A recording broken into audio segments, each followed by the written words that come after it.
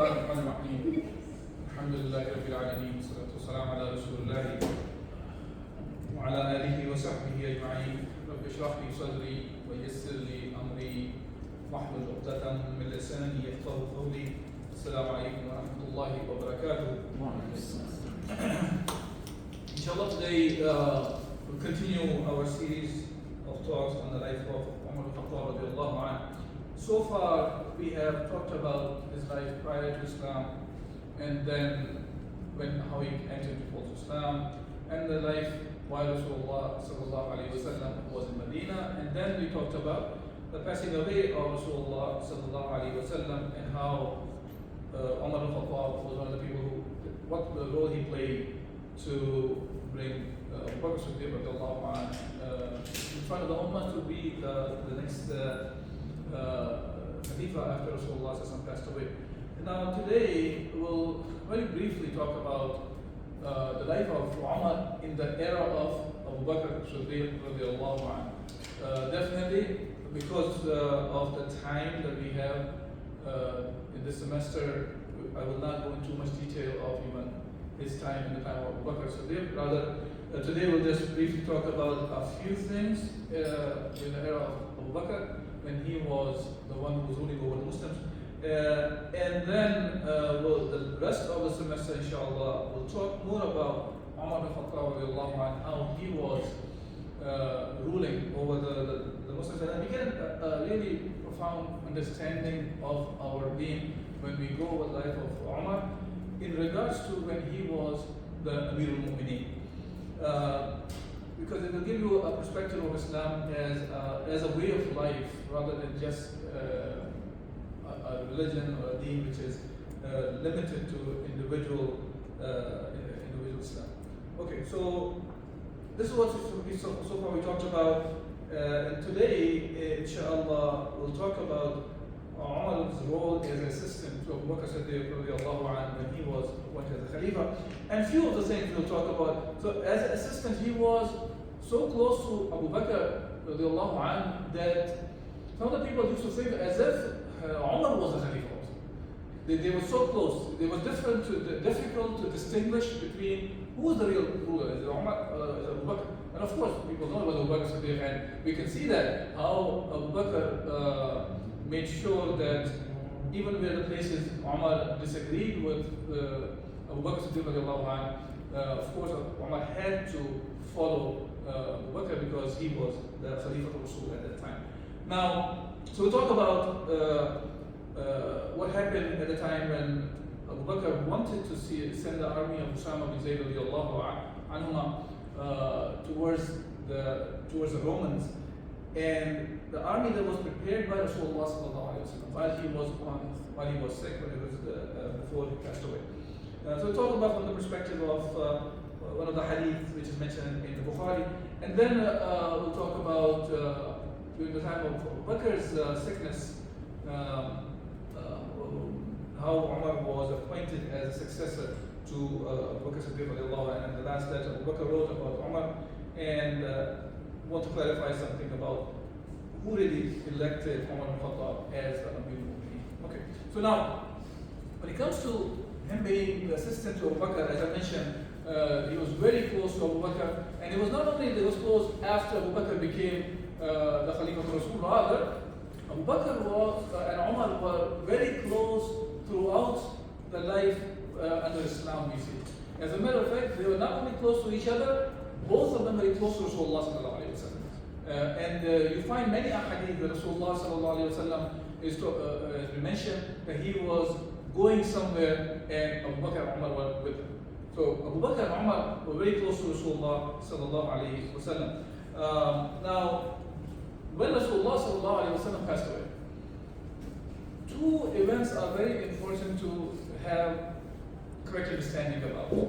One is when Murtadeen, which is the apostasy, it starts happening. Most of the Arabian Peninsula actually they left Islam. Now they left Islam because of different reasons. One reason was they left Islam. They went back to the shirk. Second one was the category of the people who started following some of the false prophets that existed. Musaylim al-Khattab was one, Tulayha was another one, Sajah was another one, and so on and so forth. And that's but it was a very difficult time. What to do at that situation, that Islam was limited to basically Mecca and Medina. Most of the people left Islam. And there's another category of the people who left Islam as well, which I referred as Murtadeen Zakat, meaning the one who rejected the Zakat. Now, within them there were different categories. One category was they were saying, we're not going to pay Zakat anymore, which is considered as rejecting the deen actually in that case. Because now Abu Bakr was the leader and he is supposed to collect the Zakat. That's another aspect of Islam to be understood clearly, that Zakat, the command about the Zakat is that it should be collected. Now, because we don't have the ones who are implementing the deen of Allah Azza wa Jal, today people will do it just on an individual level. Yeah?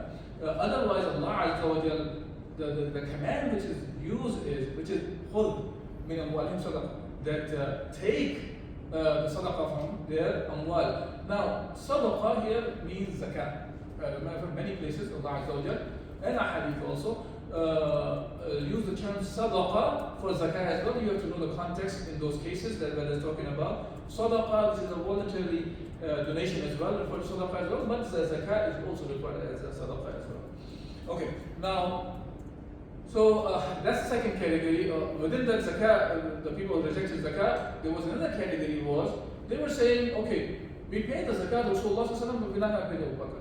And then there was a category that said that we will pay zakat, but we will not pay the Abu Bakr. Rather, we'll just pay by ourselves. And Abu Bakr's response was, there are two different reports talk about it, that one says that if they used to give a baby goat in the zakat to Rasulullah sallallahu alayhi wa sallam, and if they don't pay me that, then he will fight. And then one of them says that if there was a piece of rope, which is used for as a rein or something for the horses and camels, if they used to give that to Rasulullah and they don't give me now, Abu Bakr said he will fight. So that's another thing that happened. And then about that, Umar Al-Khattab radiallahu anhu was sent to talk to Abu Bakr, and Abu Bakr was very firm about that stance. And that firmness of Abu Bakr was a very important decision made by him in the history of Islam actually, because that's the thing that continued the growth of Islam. Otherwise, Islam was restricted to Mecca and Medina, and could have been, Allah was the best, could have been wiped out. But of course, Allah subhanahu wa ta'ala decreed something else. And Abu Bakr was the one who made the decision to make sure that the people who left Islam, they should be punished the way Allah subhanahu wa ta'ala has commanded. Okay, so that's one thing. Other thing happened was Usama bin Zayd's army. Usama, according to different reports, was either 18 or 20, somewhere in between. He was very young. And Rasulullah in his lifetime made him the leader of the army that was going to fight against the Romans. Remember that Romans were one of the superpowers at that time. Yeah? Like Persians, there was another superpower, which was the Romans. I'm talking about Byzantine Empire. I think it's also referred as Eastern European, Eastern Roman Empire as well. So, Usama bin Zayd was supposed to go and fight the Romans at the same place where his father, radiallahu anhu, which was Zayd bin al-Haritha, was martyred by the Romans.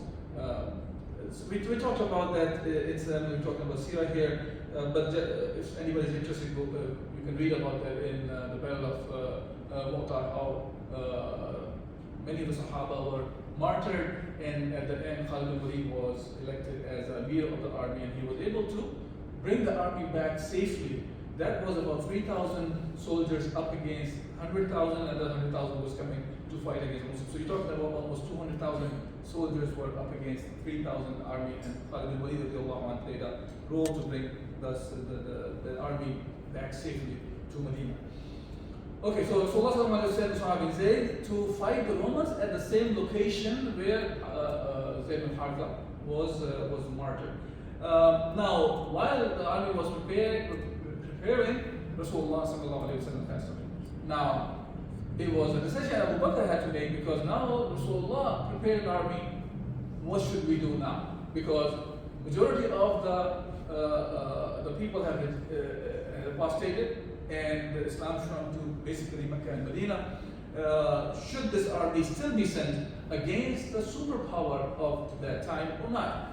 So Usama bin Zayd himself actually sent a message with Umar Al-Khattab from his camp. And he wanted to make sure that, look, if this army goes out, there are some of the Sahaba are back in Medina, and including the family of Rasulullah. Who's going to protect them? Because now we're going against the Romans.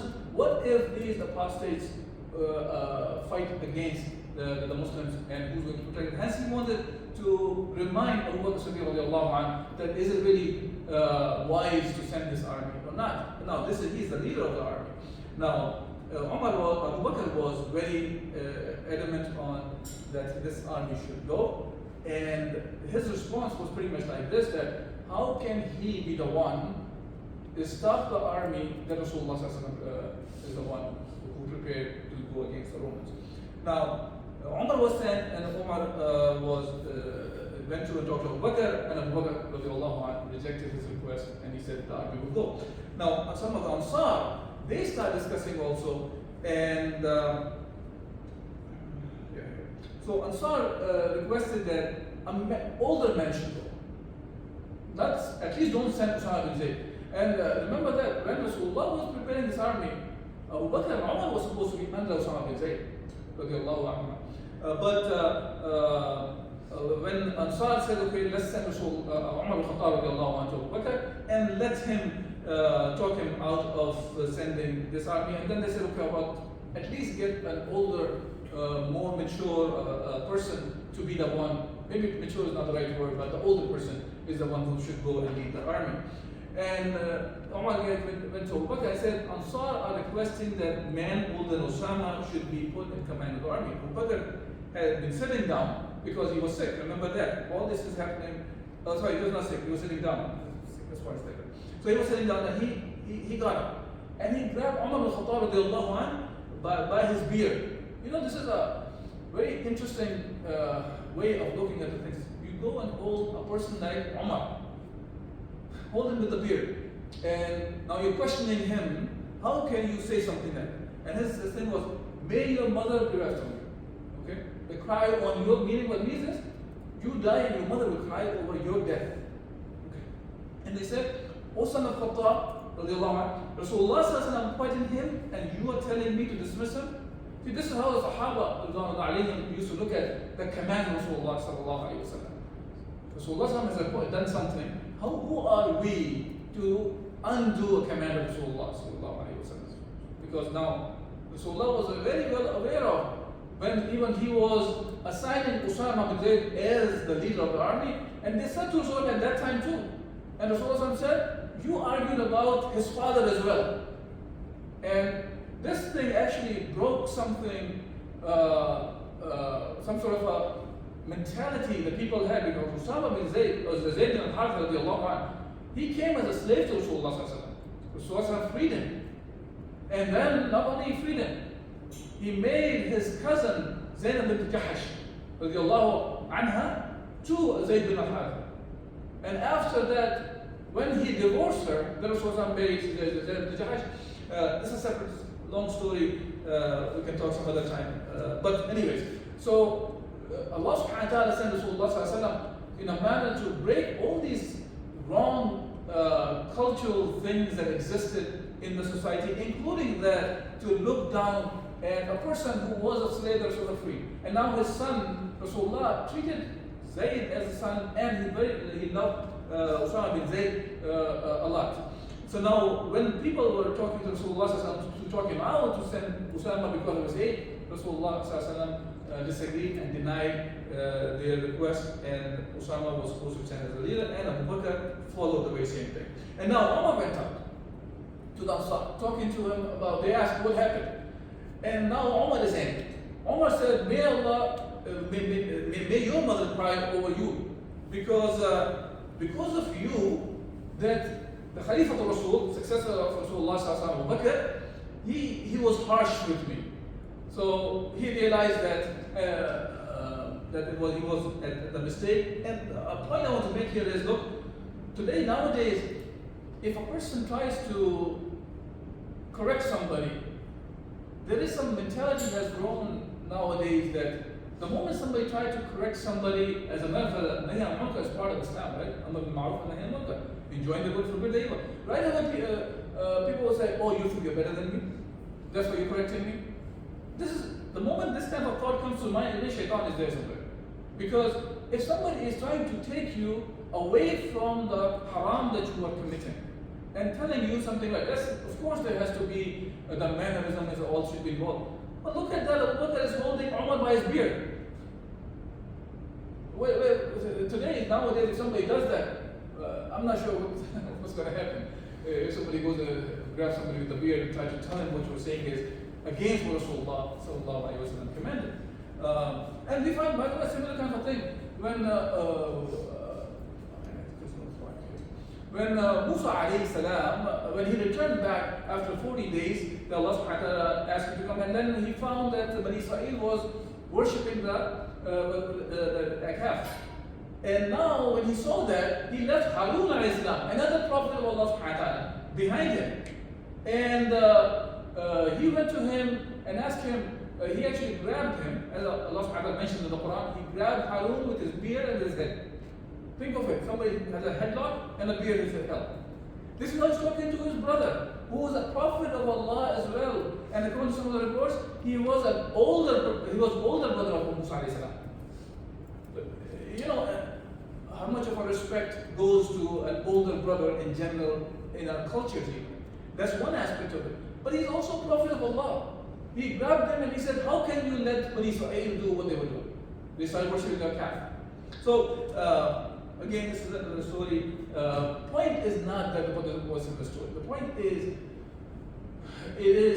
sometimes it is important to make sure that if our brothers and our sisters are engaged in some sort of a munkar, we should try our best to prevent them to be engaged in any kind of a munkar. Yeah? And this is part of our deen. Again, Allah Azza wa Jalla has made us the best ummah with the conditions.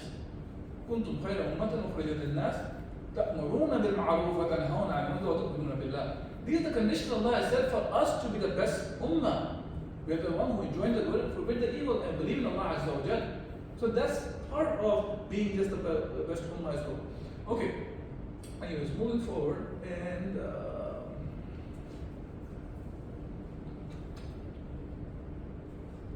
okay.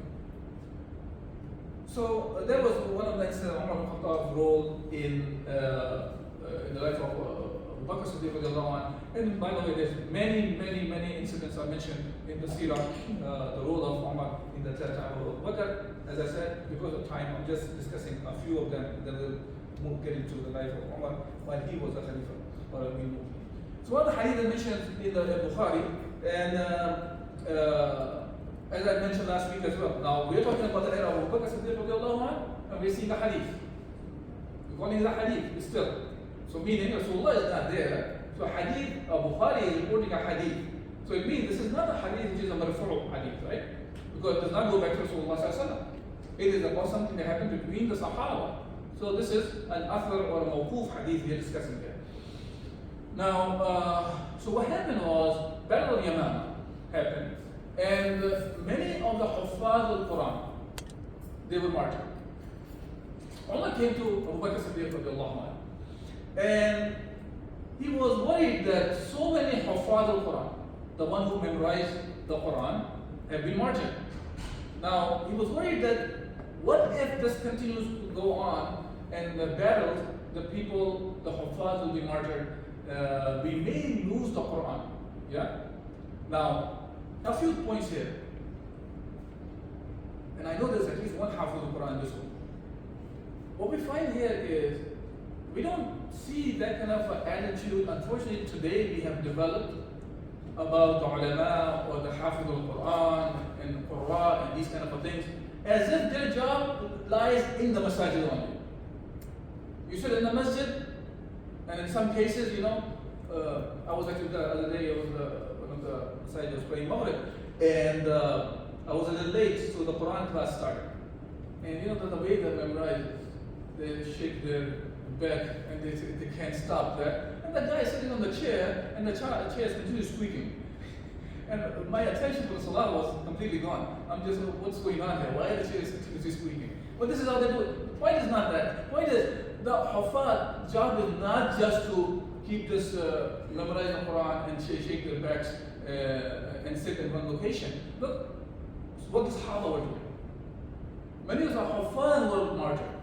And the Sahaba were worried that if we continue to do that, of course, a person who is Hafiz al-Quran, the one who can access the Quran from the memory anywhere in the book, how can he be contained in a room? Imagine that if you understand what the Book of Allah is addressing. There's no way. And that's what we saw among the Sahaba. They were in the forefront of everything, every goodness. I'm not talking about only fighting in the path of Allah, any goodness you will find. Because they are driven by the Book of Allah subhanahu wa ta'ala. You see my point here? So that's another point to look into, even though that's not the main thing in this hadith, but to think about it and ponder. And this is what we should be thinking of whenever we're reading the Quran. Rasulullah said, Al-Quran hujjatun laka wa alayk. The Quran is a hujjah against you, or in your favor, or against you. So pick and choose. Do we want the Quran to be used against on the Day of Judgment, or we want it to be in our favor? Definitely we want the Book of Allah subhanahu wa ta'ala to be used on the Day of Judgment in our favor. Yeah? So now, anyways, so Umar went to Abu Bakr, and Abu Bakr goes, how can I do something? So he said, let's compile the Quran. And Abu Bakr goes, how can I do something that Rasulullah did not? Yeah? So he wanted to be compiled and written down, and Umar continuously saying, Wallahi, there is something good in it. There is something good in it. And he continued to do that, and Abu Bakr, Allah subhanahu wa ta'ala opened his heart the way Allah opened the heart of Umar regarding this. And I'll talk about this aspect also, why this is not called bid'ah or something new, innovative or something. That's not the case here. And then Abu Bakr and Umar went to Zayd bin Thabit radiallahu anhu, one of the great Sahaba of Rasulullah sallallahu alayhi wa sallam, young man, very famous for his dedication towards the Quran, one of the katibin, the transcribers of the Quran. And so they went there, so they wanted him to take this task of collecting the Quran that was written in different forms, which was parchments, tree barks, or the bones of the shoulder bones of the animals, tablets, and so on and so forth.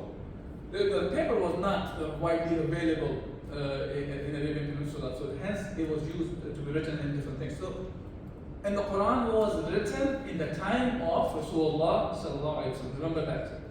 Okay, so some people try to confuse the people. It was written in the supervision of Rasulullah sallallahu alaihi wasallam. Rasulullah had people who were the transcribers of the Quran. Besides the writing part was done in the time of Rasulullah, many of the Sahaba were Hafiz al-Quran as well. Okay? Of course, the main source of the Quran is the memory.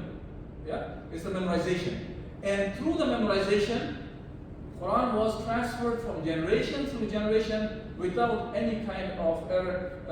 I think I talked about here one time, I was showing the chart also, how a Hafiz al-Quran carries a sanad that takes him back to Rasulullah sallallahu alayhi wa sallam, the one whom he has learned, and his teacher has learned, and the teacher's teachers learned, and so on and so forth, and that chain goes back to Rasulullah sallallahu alayhi wa sallam.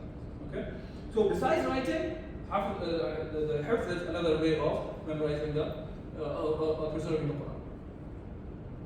So now, when they went to Zayd, and Zayd was requested to do that, and Zayd said the same thing. How can he do that? And upon that, Abu Bakr insisted on to Zayd bin Thabit, and Allah subhanahu wa ta'ala opened the heart of Zayd bin Thabit as well, the way Allah opened the heart of Abu Bakr, and before that Umar. So it was Umar's request to be done. And then Zayd bin Thabit, he said, by Allah, if he had ordered me to remove a mountain, it would not have been harder for me then what ordered me to do of collecting the Quran. So for him, the collection of the Quran was much harder to task. Now, again, this is okay. So about the compilation of the Quran or the collection of the Quran, it was done in a manner that there is no doubt this is the same Quran that we have in our hand that was revealed to Rasulullah. Okay?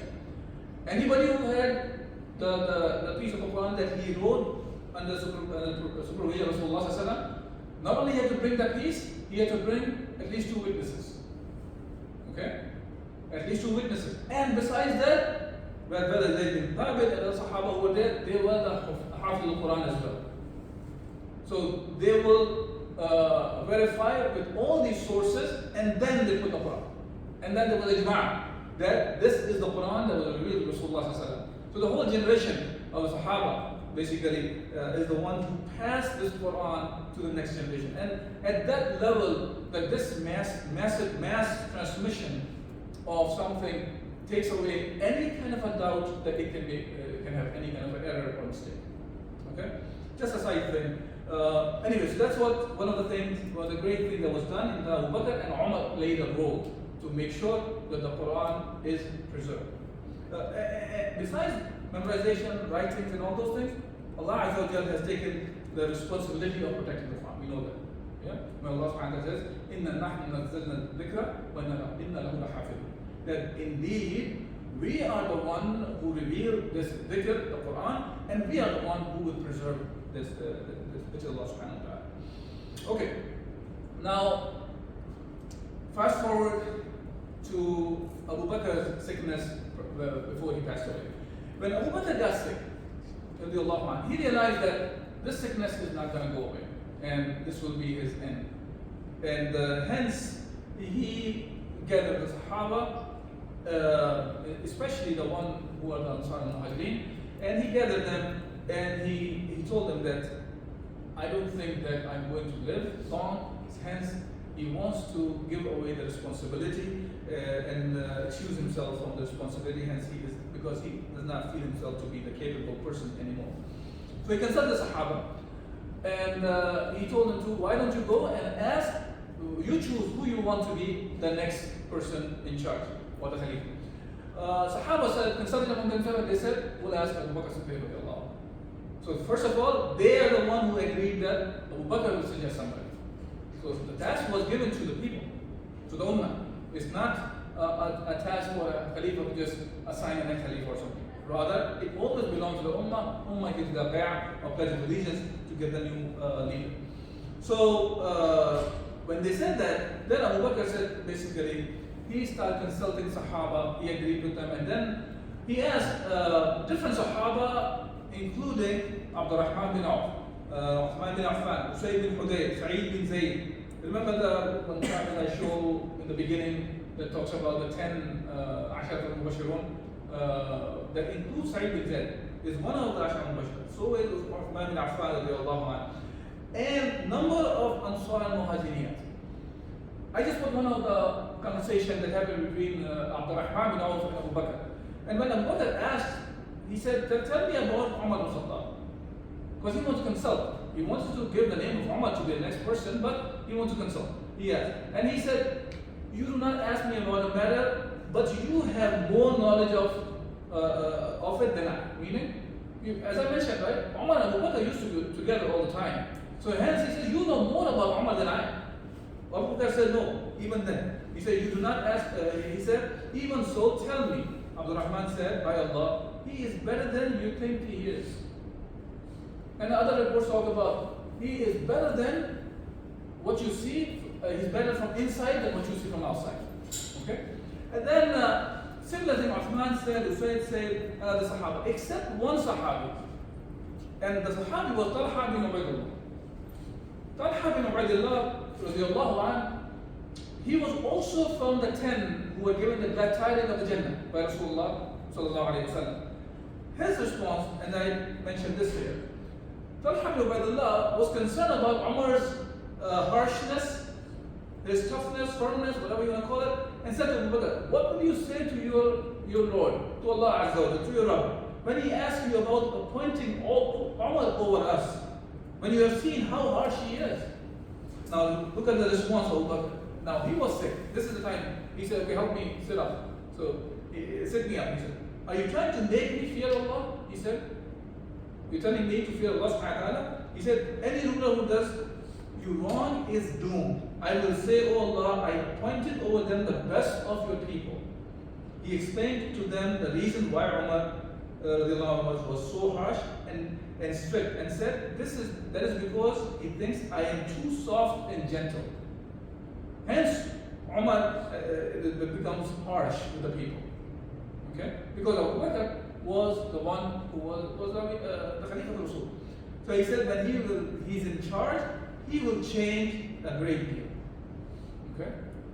And we see that how Umar radiallahu anhu changed when he became the Amir al-Mu'mineen.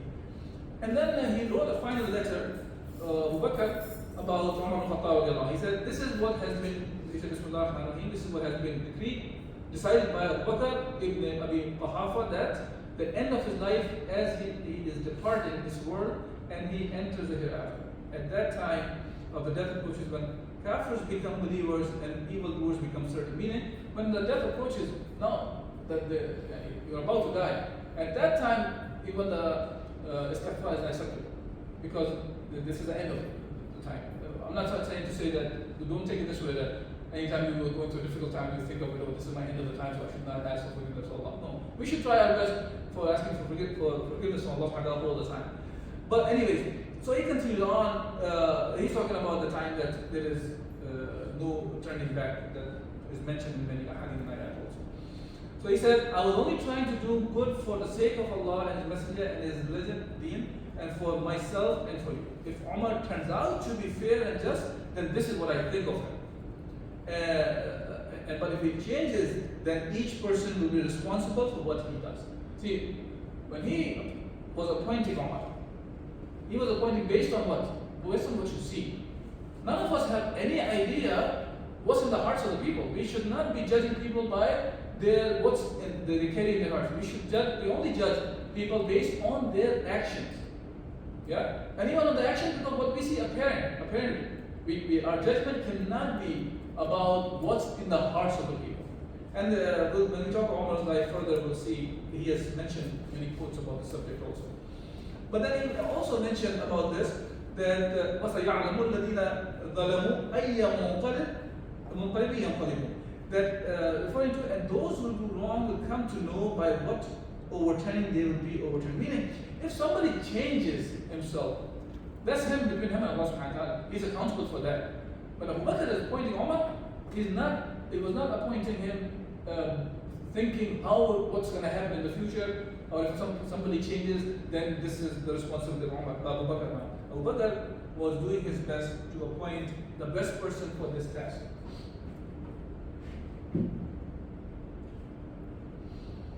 Now, the question comes in all the time that, does that mean Abu Bakr is the one who just appointed a Khalifa after him? Or is it the people, or the Ummah? Even though seemingly looks like as if Abu Bakr did, that's not true. Because what we see is Abu Bakr, as it says, Abu Bakr did not nominate Umar until after consulting the most prominent Sahaba first.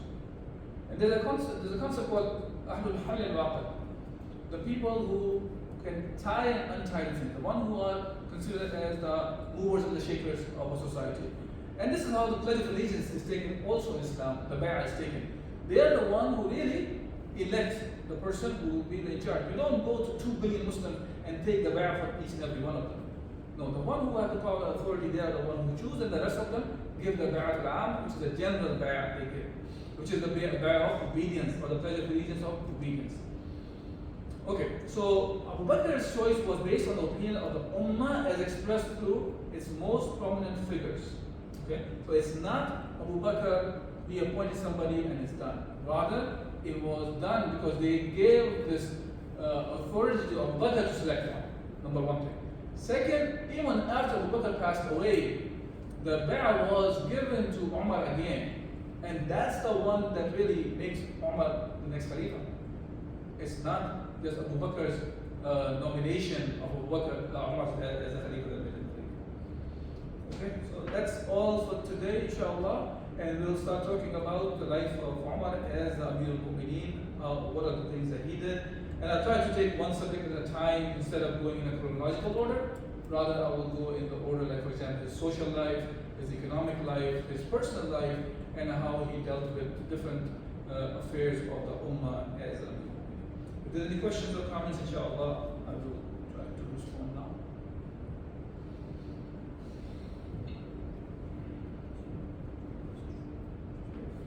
We'll stop here. جزاكم الله خير. سبحانك اللهم وبحمدك نشهد ان لا اله الا انت نستغفرك ونتوب اليك.